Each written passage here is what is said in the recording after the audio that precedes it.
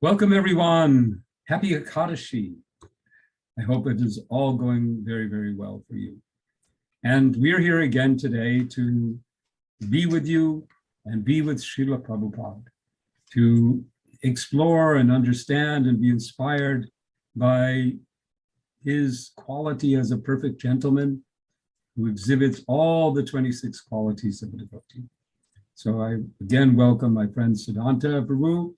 And today, Siddhanta, we are going to explore quality number, what is it now, 15? Number 15, he is steady. A Vaishnava, a perfect gentleman, is steady. Ishta. Yes.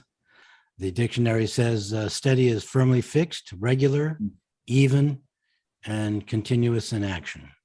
Continuous, yes. Yeah. Okay.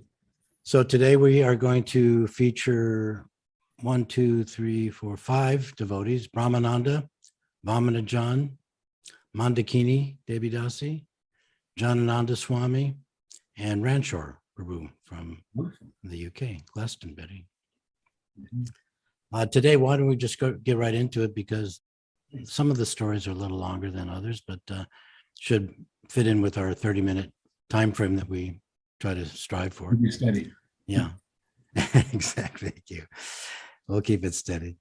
So Brahmananda's story is very interesting. You know, I often say, and I try to be glib in saying that this is a classic, but this is one of the classic stories. They all seem to be classic, but this one I think definitely fits in that mold, where this particular story in relationship to the quality of being steady is a story where Brahmananda tells us the actual beginning of one of such examples of Prabhupada's becoming steady regarding his health.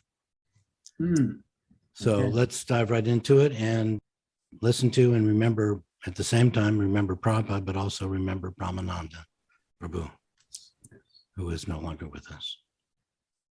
When Prabhupada got his stroke, it was Memorial Day weekend, and Memorial Day weekend in New York, everyone leaves New York City. It's like this huge exodus.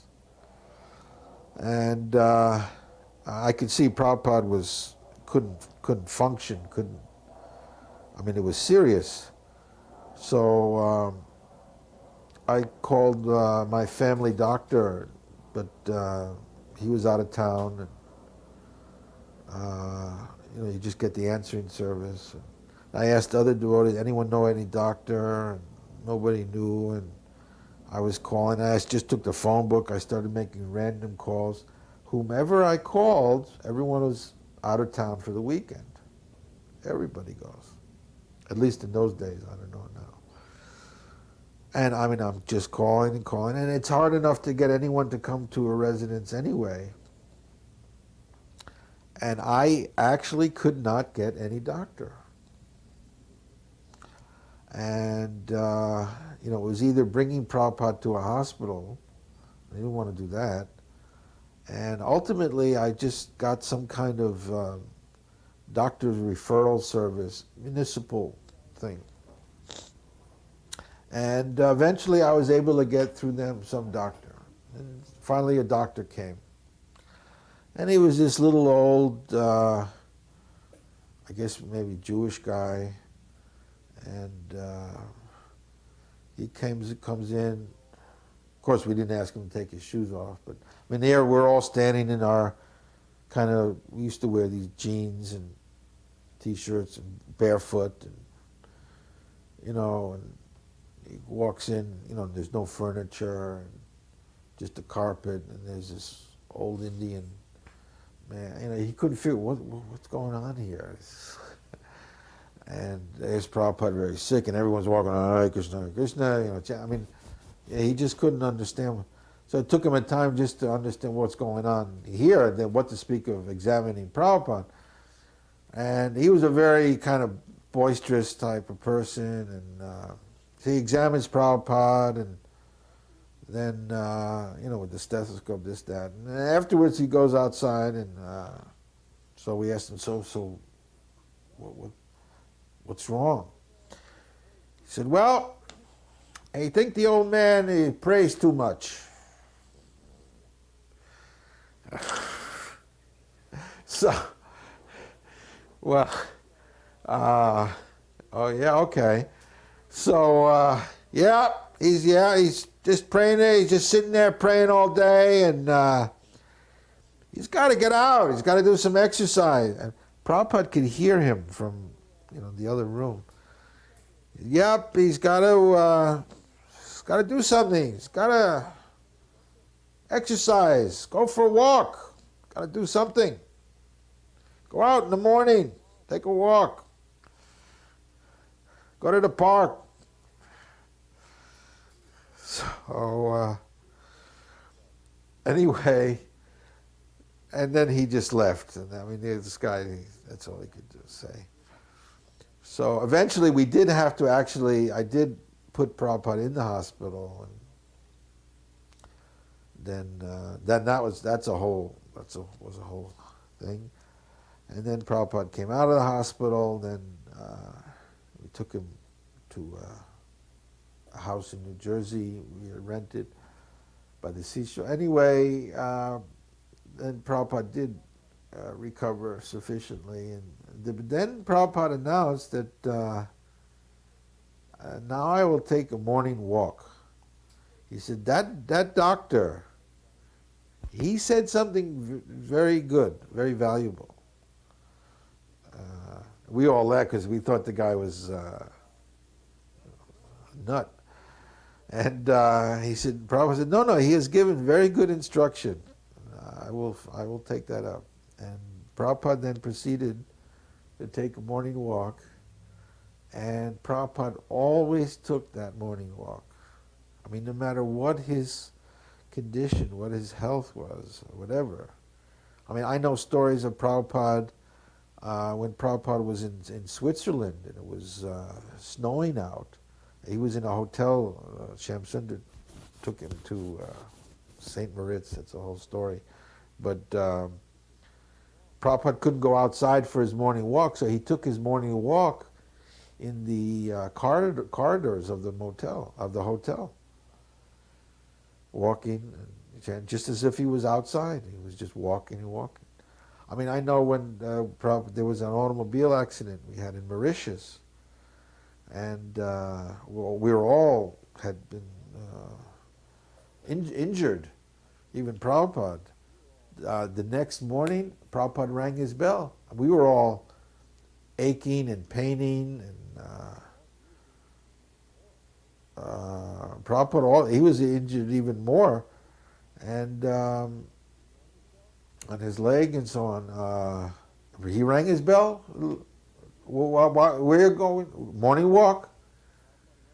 And we were like hobbling, and but Prabhupada went on his morning walk. And Prabhupada was also he was much older than we were.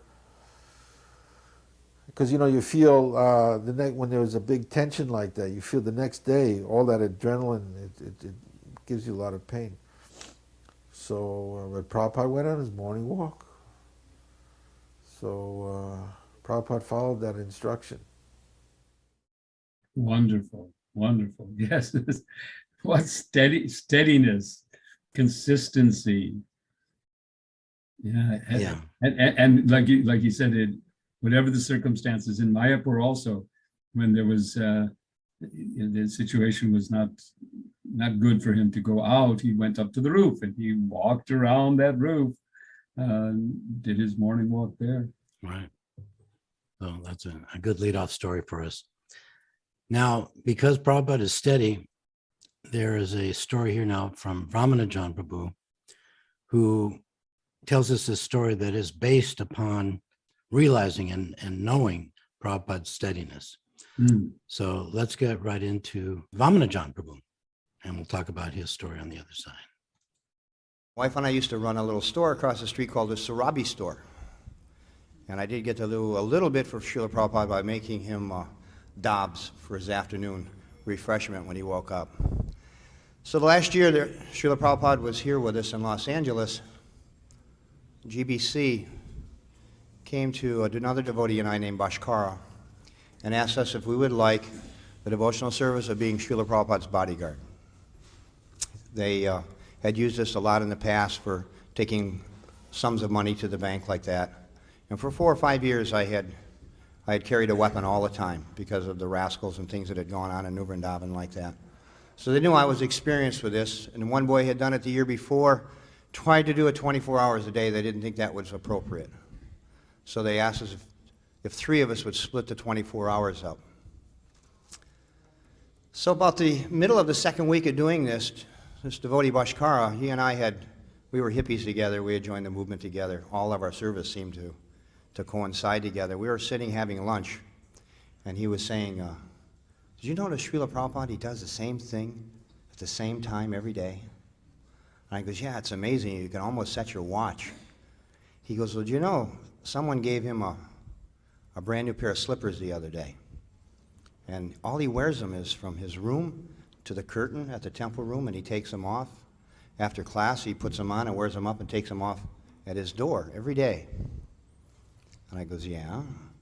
He goes, well, he says, they're brand new, and I kind of looked at them last night, and I got the model number and the manufacturer's name, and I bought another pair just exactly like them.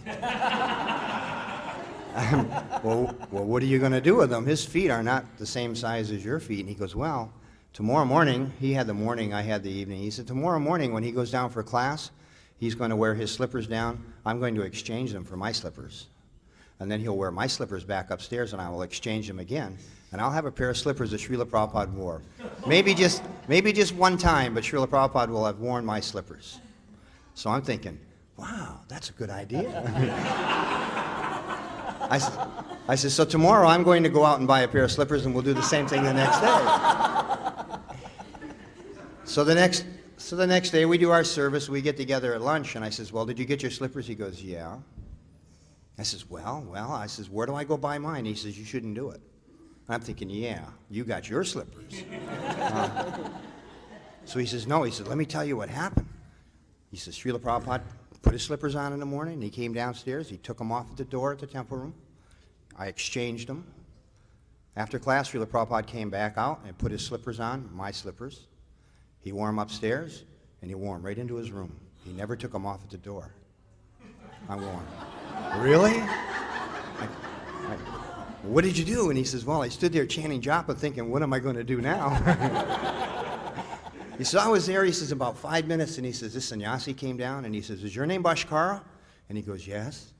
And he says, Srila Prabhupada has a message for you. He says, he wishes to thank you very much for the new slippers.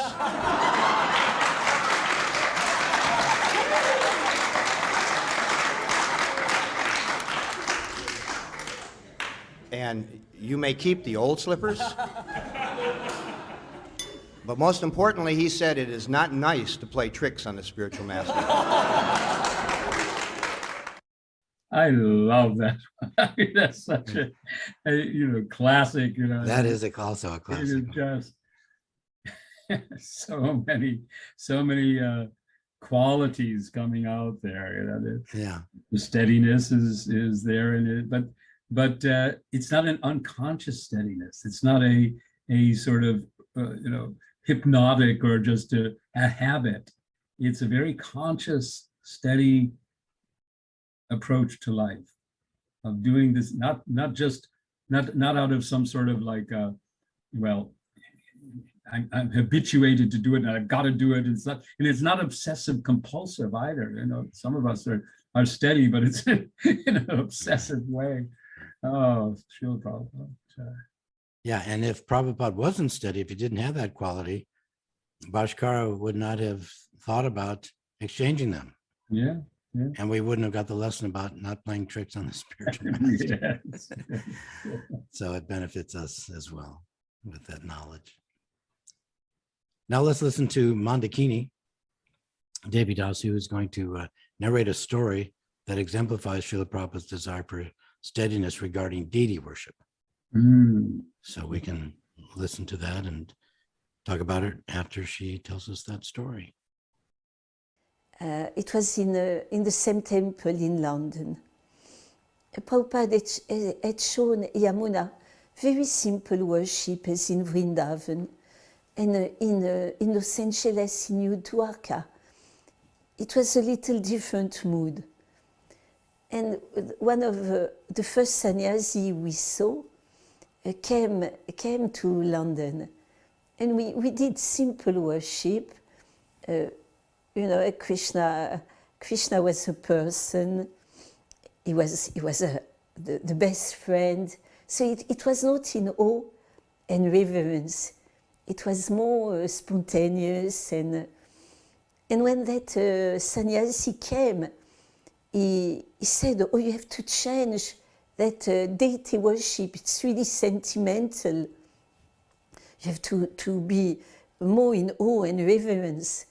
And I really didn't want to change. I told him that's the way Yamuna showed me. That's the way Prabhupada showed her. We shouldn't change. But there was such a pressure from all the temple presidents and everybody. I resisted a long time. But after some time, I thought maybe it's better to change. Also, he was saying, the way I show you will be more devotion to your spiritual master. You have to start with the spiritual master, then you offer all the paraphernalia to Krishna. So in the end, I had to be obedient. Then I wrote to Srila Prabhupada. And then Srila Prabhupada was displeased. In the letter he wrote that once you have established a standard to worship the deities, you shouldn't change. And so he was chastising, not in an angry mood, but chastising. But then it was softened by very kind words after. And he said, "But I understand that you wanted to serve better your spiritual master, to increase your service to your spiritual master. So this is all right." So that was showing me that even if Srila Prabhupada chastised, he shows great kindness. And it showed me that I should have resisted more, like that. Yeah, steadiness in deity worship. Once It's very interesting how the deities they accept a certain standard, they accept a certain kind of worship, and we have a lot of instances in our sampradaya of acharyas. Ramanuja went to Tirupati and thought, well, they're not worshiping Balaji in a particular way, but Balaji indicated, no, this is the way they're doing it. I've been accepting it. Let it be. Same thing in Puri. Yeah. not to change. Yeah. But again, then Srila Prabhupada was put the higher principle of his relationship with his disciples and their efforts to please him. Right.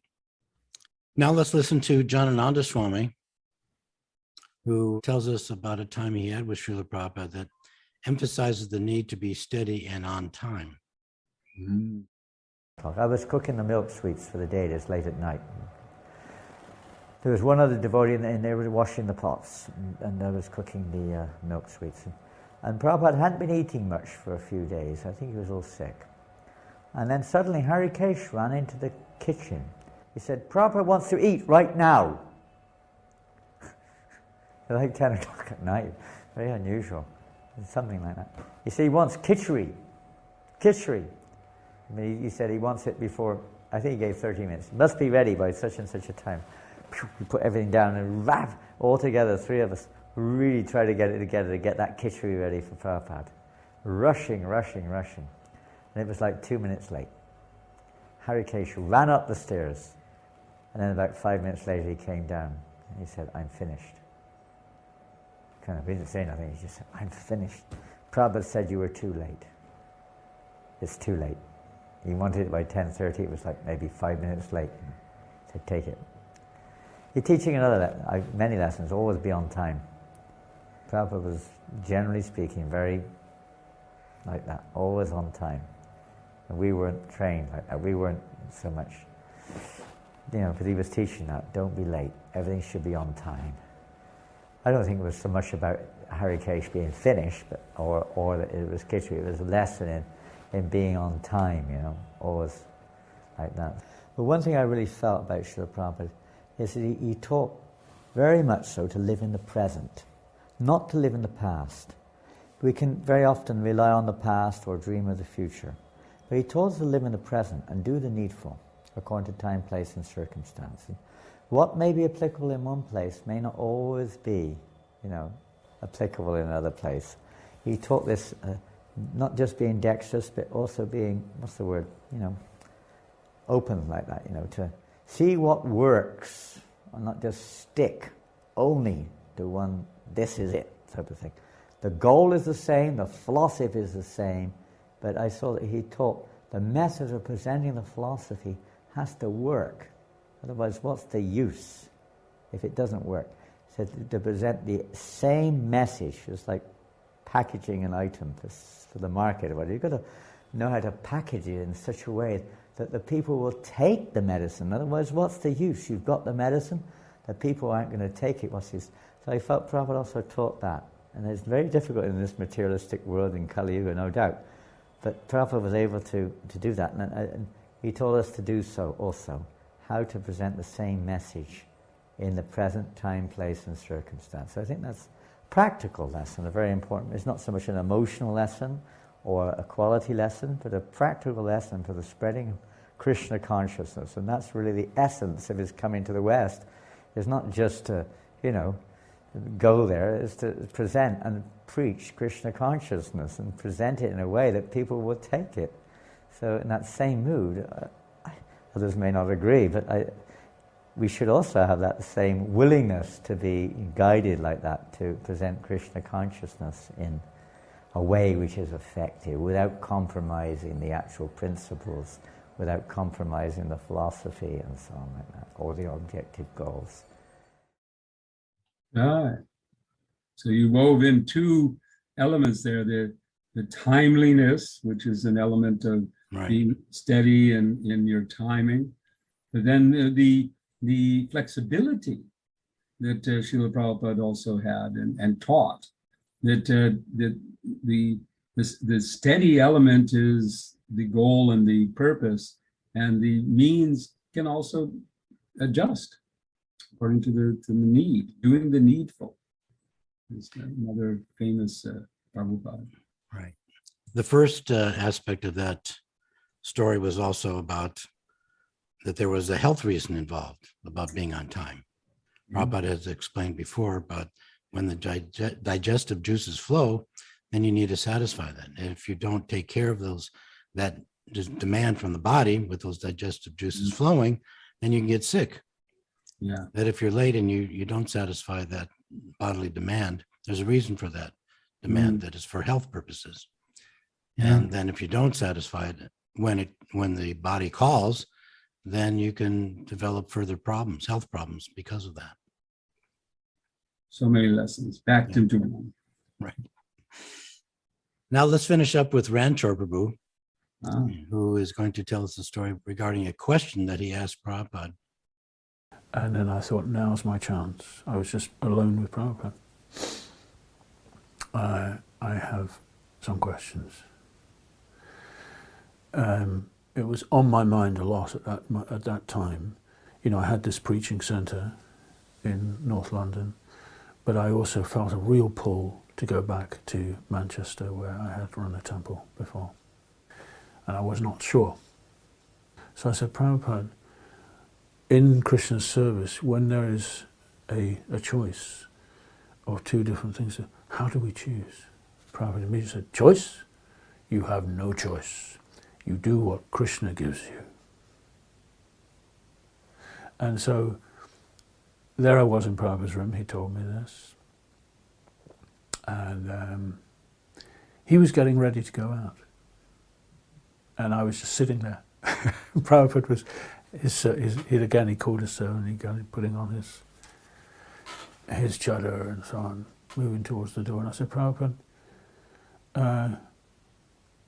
I'd heard that Prabhupada had written about in the Chaitanya Charitamrita, I think it was, he'd written about something called Prabhupadas, which means the particular place or destination or task that has been given to you, Prabhupadas, what your master gives you. Desh actually means land, but the instruction you have been given. And I knew that Prabhupada had given some people very specific instructions. Do this or do that. So I said, Prabhupada, do you have a special instruction for me? And Prabhupada looked at me and he just went, somehow or other, preach. That is all. Somehow or other, preach. So I carry that also with me all my life, really. Somehow or another. And Krishna may give me, it's up to Krishna, the circumstance, the setting, but I know what the task is to somehow or other share, this amazing gift. Yeah. So here he's teaching us steadiness. And we all follow in those footsteps. So next week, we're going to focus on quality number 16. The Vaishnava controls his senses. Oh. Okay. Well, thank you again. And thank you out there to all of our listeners and viewers for joining us today. And we look forward to being with you next Ekadashi.